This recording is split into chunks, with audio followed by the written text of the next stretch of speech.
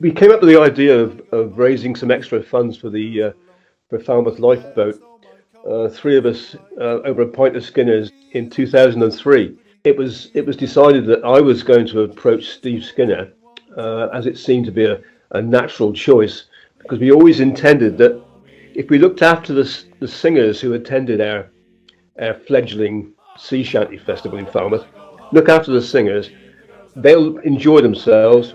It'll spread to the public, and will be guaranteed a fantastic event. Went over and spoke to Steve and put our ideas about the Sea Shanty Festival to him, and his eyes lit up, and he said, "Yeah, we'll support it from word go." And unstintingly since then, Steve has supported us generously, has never put any conditions on us, and we've had a brilliant relationship with him.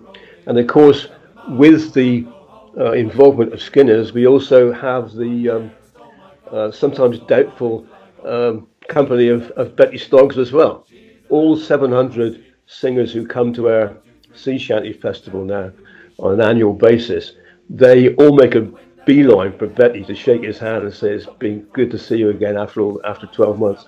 Betty's become such an unstinting part of the festival that it would never be the same again without Betty's involvement.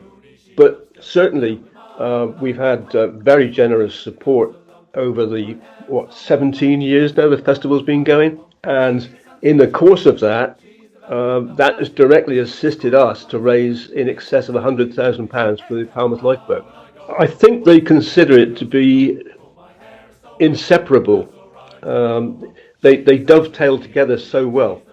I mean, we're all aware of Betty's involvement with the Beat Betty competition that we have every year, where the groups compete directly with Betty Stoggs to see if they can raise more in their buckets than she does in hers.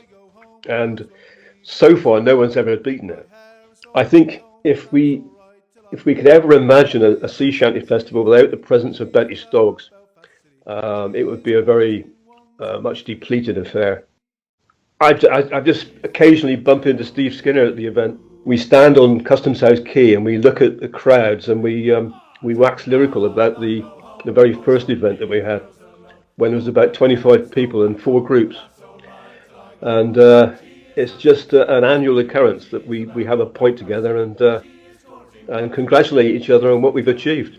When you consider that Skinner's is a truly Cornish organisation, all its brand beers are named after Cornish institutions or places, often surf related. It fits into the county so well. Dare I say that if it ceased to exist, then I think it would rip the heart out of part of Cornwall. I just think it fits in so well. I think everybody is looking forward to the day when they can walk into a pub without a face mask on, and they can order a pint of something familiar that they remember before all this horrible disease broke out. And I think if you could walk into a pub without a face mask and meet all your mates and have a decent pint of a Cornish beer that's brewed in Truro, and it's called Porthleven, or if it's called Cornish Knocker after the miners, then I think that would be something really worth looking forward to. We're looking forward to a real international sea shanty festival next year, which is going to be bigger and better than ever before. It's going to be successful because of Skinner's Brewery. Make sure that Skinner's Brewery supports us and support this crowdfunding appeal.